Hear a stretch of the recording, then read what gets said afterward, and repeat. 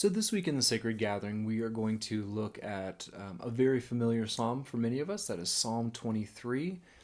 This is a psalm that, for many people, has an association with funerals and death, I think, because of the reference to kind of the valley of the shadow of death. And it's just general kind of comfort to it. But I would argue it is, in fact, a psalm talking about life and abundant life in God's presence. I'll start out by kind of just reading it. I don't think it needs quite as much exposition because it's so familiar, but I do want to point out a few things through it. But I want us to mostly ask ourselves kind of, and use it as kind of a diagnostic checkup of where are we with God? Is our trust that which reflects this, or have we found some kind of cracks and fissures in our trust of God? And is this really what we believe about God and the life He wants us to be leading? So, because of its familiarity, I'm going to read it twice in two different versions. One is a Brady and Tate. It's not exactly a translation; it's more of kind of a lyric retelling from the late 17th century. And then a more recent translation by the scholar Robert Alter from around 2007. So here's the Brady and Tate version of Psalm 23. The Lord Himself, the mighty Lord, vouchsafes to be my guide, the shepherd by whose constant care my wants are all supplied. In tender grace He makes me feed and gently there repose, then leads me to cool shades, and here refreshing water flows. He does my wandering soul reclaim, and to His endless praise instruct with humble zeal to walk in His most gracious ways.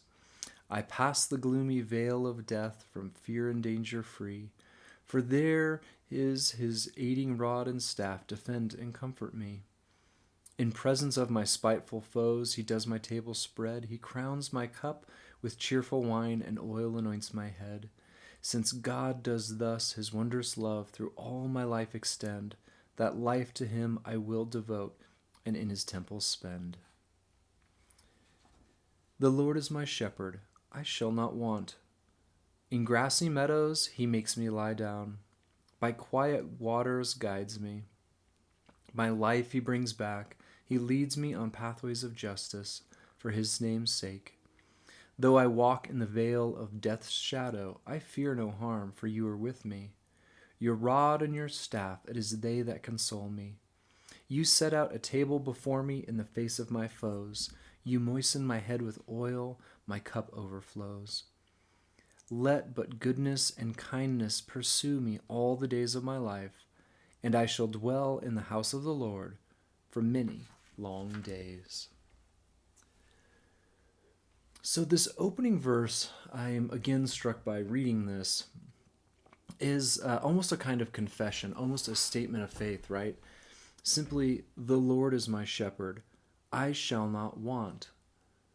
The Lord is my shepherd, not our wealth, not our abilities, not our economic structure, not any political figure, not my family, right? There's a lot of things we could look to for this kind of traditional role, the shepherd representing provision of our physical needs. It's providing protection, of protecting us and making sure that those physical needs are not just met but kept, and guidance, right? So when we say the Lord is our shepherd, we are making a very profound statement of what we will in fact put our trust in, and whose ways of being in the world, whose values we are taking on. And I think the second half of the statement, right? The Lord is my shepherd, I shall not want. I cannot think of a statement that could be more subversive in American culture, in which almost the entire economy is based on the opposite idea. You lack. You need to buy this. You need more training. You need this to be valuable. You need more influence. You need better outfits. You need a bigger house. You need the right person on your arm. Your children need to be better behaved. Blah, blah, blah, blah, blah. I think one of the most common messages of our culture is you are not enough, you do not have enough, you don't have it, whatever it can be to be valuable. And in the face of that, Psalm 23 again reminds us to say, the Lord is my shepherd, and I shall not want. Verses 2 through 4, we're using this shepherding metaphor. In grass meadows, he makes me lie down. By quiet waters, guides me. My life he brings back. He leads me on pathways of justice for his name's sake. So the grass and the waters, of course, represent, if we are the sheep in this metaphor, our very real needs. And the translation we usually hear is still waters. I think the image is one of, kind of streams that kind of pool and seem still and calm. It's been pointed out that, of course, in the Middle East, all waters would have been still. There are not these big flowing streams. And so the image of still water is actually water in which you can be still near. It's safe. You can spend your time there. You can linger. And this would have been unusual as well for grass because shepherding, actual shepherding, at this time and place as being referred to, would have involved a ton of wandering around. Not just to find enough food to eat, not just to find enough water, but when you found them, you had to keep moving to remain safe because they were rare and predators or enemies were likely to find you there. And so, in the face of that, there's this kind of rooted stillness, the ability to stay in one place. And I think the question we maybe need to ask ourselves is we live in a culture that is not very rooted. We're used to moving around, following jobs, trying to find a better place to live, trying to find that next thing, that next job, that next hobby, a better house, right? We are not very good at being rooted. What does it look like for us to be rooted and still and in one place for an amount of time in God's presence? It's an interesting question for us. Verse 4, we have less of the focus on kind of our sustenance, but this one switches to kind of safety and guidance. Though I walk in the vale of death's shadow, I fear no harm, for you are with me. Your rod and your staff, it is they that console me. And so there is an acknowledgement there that being guided by the shepherd does not entail it'll just always be an easy road. What it promises that safety will accompany us even when we are into those darknesses. And I was struck this week by both this promise of sustenance and safety and guidance is something that I think one of the major rival shepherds that we have available to us, that of kind of modern industrial culture, of the capitalism, of just the systems that we live in, which have been very successful in providing abundant amounts of food and clothing and consumer goods for us. Maybe it's a different discussion to say at what cost to the rest of the world and to the natural environment. But if sustenance is what we expect from a shepherd, those things have been very successful. There's never been more availability of food and water than we experience as Americans right now, right? And yet the lie of those things being our shepherd, I think, is exposed by the second part of this question, that we are not afraid. I fear no harm because you are there, you're with me. The guidance can take us through scary places, but it's okay because we don't have to be afraid. God is there with us.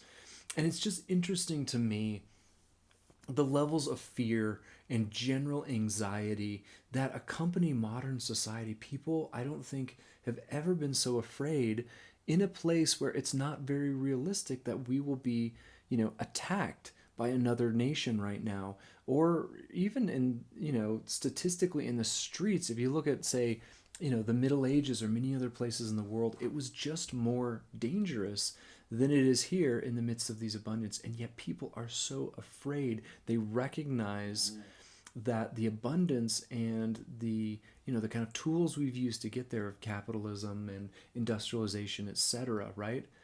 They have also increased just the danger in the world. Weapons are much nastier than they were. Information, it can be used in much nastier ways than it could even a few years ago, right? And so I think this alternate shepherd is a little bit criticized here.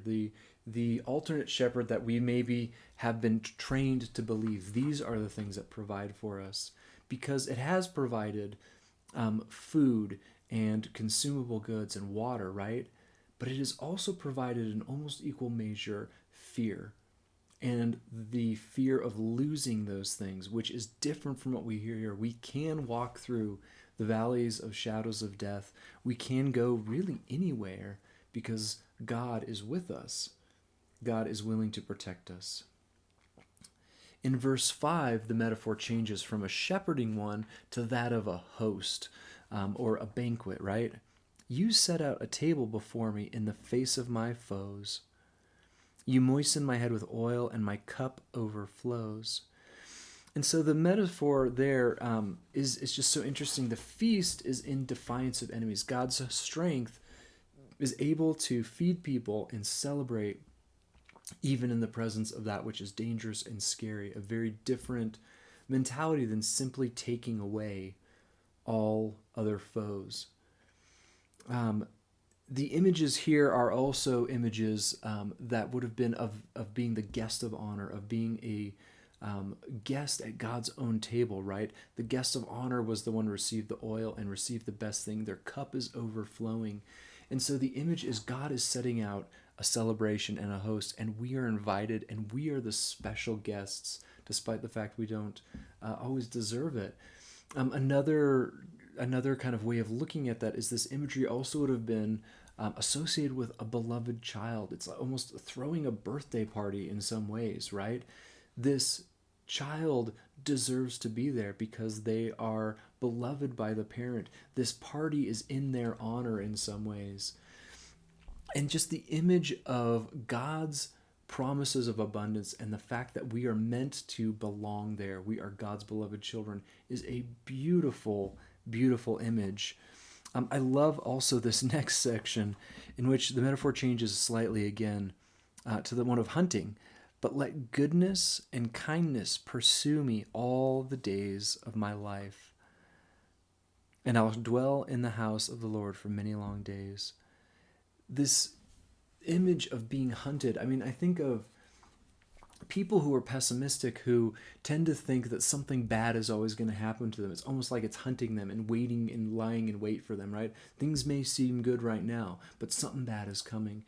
And this is often how we talk about death. We recognize that no matter what we do, somewhere out there, we are going to die. Death is waiting for us.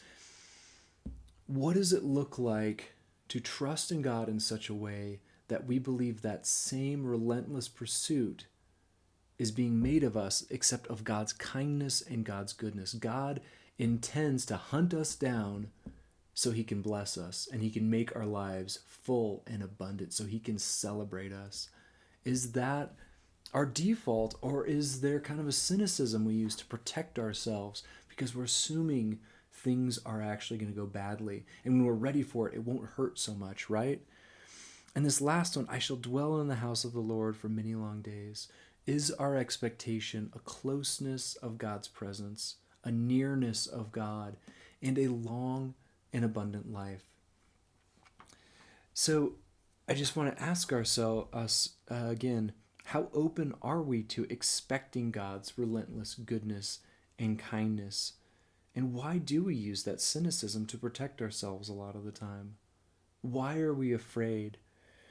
And so I think this psalm is not meant to describe the reality in which we live at all times, right? It's not cynicism, but realism, to recognize that there is pain and that there is suffering in the world. And yet, like those enemies at the time, God is offering celebration in spite of it. God is offering provision and protection and guidance through dark places, and protection and fullness and stillness and abundance, right? And so I think this psalm can be used not to describe the way things are, but an attitude of our heart. Is this our expectation? Do we, in fact, trust in God, or are we trying to hedge our bets with something else? Do we, in fact, live into this I have enough, I shall not want, because the Lord is my shepherd? And so I think it gives us an opportunity to revisit, because I think most of us would say, yes, I do trust. Yes, I am in. And yet, where are the places that we're afraid and our trust is not complete? Are we afraid something bad is going to happen to us? Are we trying to protect ourselves and anticipate it? Are we afraid that we will not have enough? Are we afraid that we have to figure this thing out in life? We don't have the guidance we need. Where are we afraid when God is inviting us to trust because of the promises He has made to us? Just something to consider. I think all of us have room to grow into this and to recognize God for who He claims to be and His deep, deep love that He's constantly inviting us into.